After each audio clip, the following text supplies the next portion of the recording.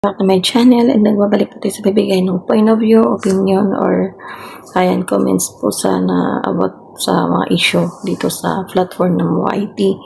And syempre po bago po ang lahat yan, shoutout po sa Team Oppo, Antay-K, Rina's Community, Rina Best Team Ever, and Team Guapa. Ayun, pakisuportahan naman po kay Rina Mimay Official.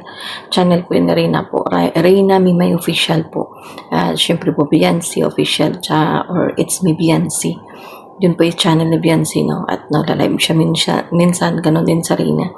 At pasupport naman po ng Rina Scent. Yun po yung another yung business ni Rina na yun, makakatulong po sa kanyang mga needs. Ito po nga po, bigyan po natin ng reaction yung patuloy na walang katapusan na bitak-bitak sa bahay ni Beyonce. At itong kalingap noon, instead na dahil kapalpakan naman nila yan, di ba? Kasi syempre sinong gumawa? Sila. Sino mahala ng babae na yan? Sila. Instead na gawa ng solution or ipag-pray nila yung nakatira doon is na maging safe lang, na maging safe yung nakatira doon. Pinagtawanan nila at hindi sila naniniwala na may bitak-bitak raw. Kasi feeling nila nagsisinungaling yung pinapalabas nila na parang nagsisinungaling si Beyonce. At ngayon nga po may ebidensya na may bitak-bitak naman talaga. So, sino dapat sisihin dyan? Of course, yung gumawa at namahala ng bahay. Kasi kung maayos yung pundasyon ng bahay, talagang hindi ganun kadali, no? At imposible po na yung bahay ni Naduklat, walang bitak-bitak, na Redzin, wala. At yun din ang tindahan na iba yung gumawa, wala rin. Na bukod tangi lang po yung nagkabitak-bitak yung gawa ni Supermac. Sa 4M po guys, dapat maayos at talagang napakagandang bahay na po yung 4M, no? At ito mga panatiko, parang sinisigaw pa nilang karma, tapos pinagtatawanan nila. Ito talaga ang bubo, sorry for my words kasi ang bubo po talaga mga panatiko. At itong kabastusan din ng mga kalingap, no? Na instead na gawa ng solusyon, i-report nila dun sa amo nila, ginawan pa nilang ng parang katawa-tawa. Dumaan-daan sila dun na parang wala nang bitak-bitak. Diba? Parang ganun pa yung sinasabi nila. Diba? Ang babastos, diba? Dapat mag-worry sila, ipag-pray na sana safe lang sila. Kasi delikado yan, guys. Delikado po kasi yan. Kasi yan eh.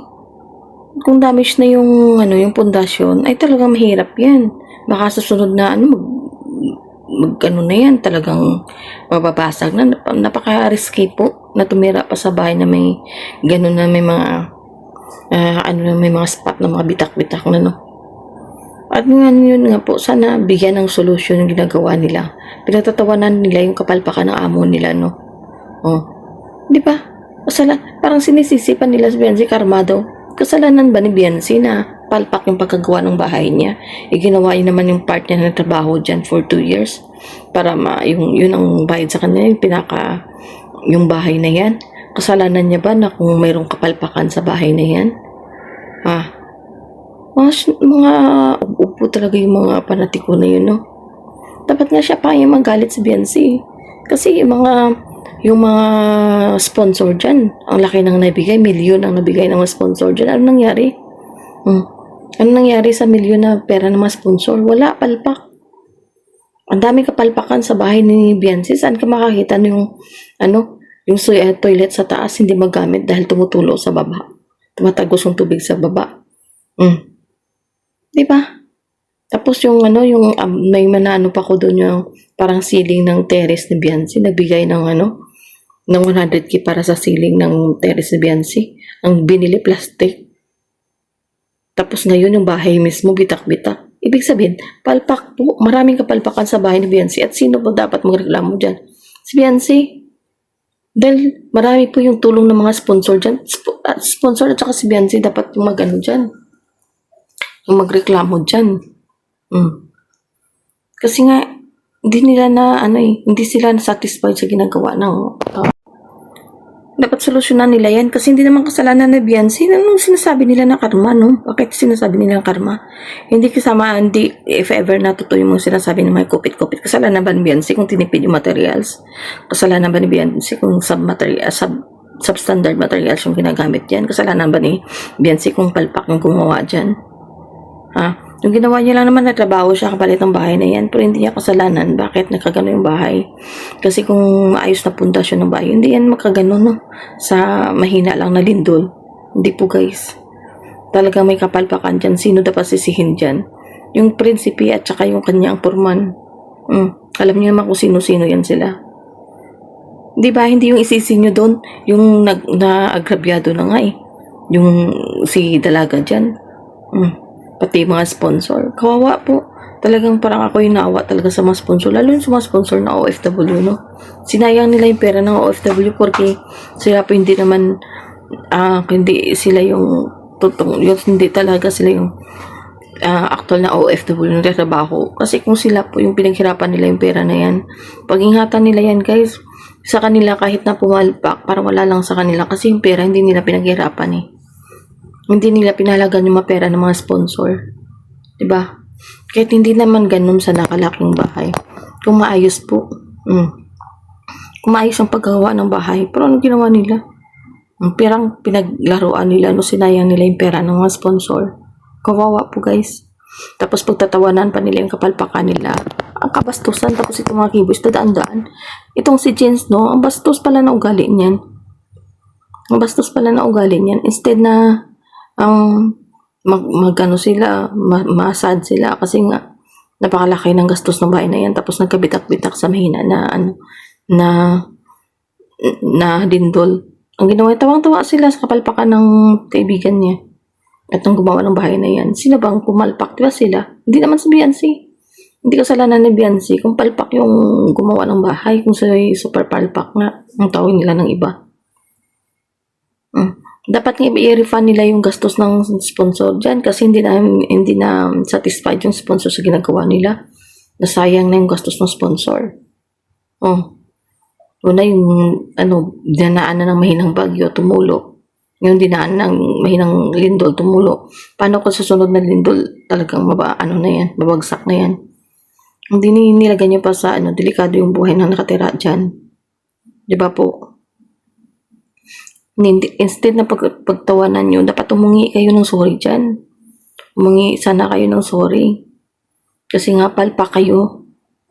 2 taon. Grabe yung pinagdaanan niya dyan. Tapos yung bahay na yun ang pinakasahod niya, palpak. Tapos ipakalat pa ng mga panatikot mga reaktor nila na mga balahura na gumagawa lang daw ng kwento. Kung kayo, mahilig kayo sa fake news, mahilig kayong gumawa ng kwento, huwag yung itulad yung ibang tao. No, hindi naman sila katulad niyo na mahilig gumawa ng kwento. No? Hindi biro po yan, guys. Hindi sila katulad niyo na magaling gumawa ng kwento. No? Ang babastos nyo, dapat ipag-pray nyo, mag-worry kayo kasi nga yun ang nangyari. Kasi delikado yan eh. Babagsak yan. Saan ka makakita ng 2 story, walang beam? Saan ka makakita ng 2 story, 4M na bahay, walang architect, walang engineer legit, walang blueprint? Diyan palang palpak na. Diyan palang palpak na kayo. Walang engineer, walang blueprint, walang plano yung bahay. Diyan palang palpak. Baka pati yung A-plan nyo, wala ding hindi din na-approve ng City Hall. Dapat ina-approve yan eh. Kasi sa Karina, lahat po yan. May blueprint po yan, guys. Tapos yung E-plan niya, in-approve po yan ng Talisay. Engineering, electric engineering ng Talisay. Yun ang dapat. Sa bakay kay Rina, bungalow style lang. Kahit maliit na bahay, basta safe. Ito yung 2 story kayo. Delikado naman yung nakatira. Delikado nakatira, guys. Inaantok pa ako.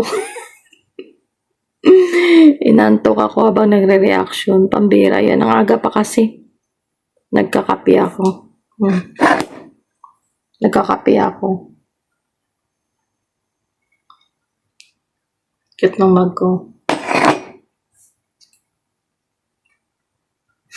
At ayan guys, siguro matulog ako ulit. At talagang inaantok po talaga ako. At hindi ako makakonsentrate sa sasabihin ko kasi parang pipikit ulit yung mata ko kasi napuyat na naman ako kagabi. Pambihira yan. At ayan, sana sa mga nagsasabi na karma, ingat-ingat kayo sa mga salita nyo kasi hindi po kaya yung mga salita yung lumalabas sa bunganga nyo. Nagmana talaga kayo sa pinuno nyo dyan. Nagmana kayo instead na pag-pray nyo na maging okay sila. Pero ginagawa nyo, pinagtatawanan nyo. Sabi ang karma, sana yung karmahin nyo nangupit ng pera.